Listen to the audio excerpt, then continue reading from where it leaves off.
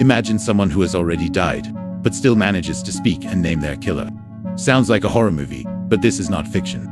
This is a real-life case that shocked the world, the case of Teresita Basa, a woman who was brutally murdered, yet still found a way to expose her killer from beyond the grave. In 1977, in the city of Chicago, Illinois, Teresita Basa worked as a respiratory therapist at Edgewater Hospital.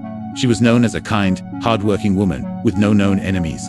But on February 21st, her apartment became the scene of a horrifying crime. When firefighters responded to a call about a fire in her apartment, they found something far worse than flames. Teresita Basa's body. She had been brutally stabbed, and her body was set on fire, as if the killer wanted to erase all evidence. The police were baffled. There were no clear signs of forced entry, no witnesses, and no solid leads.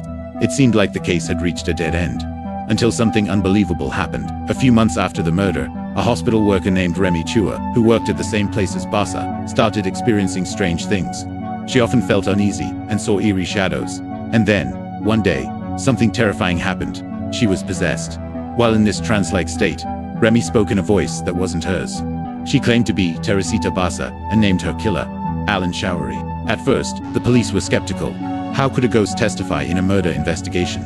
But despite their doubts, they decided to look into Alan Showery, a man who worked at the same hospital, and to their surprise, the evidence lined up.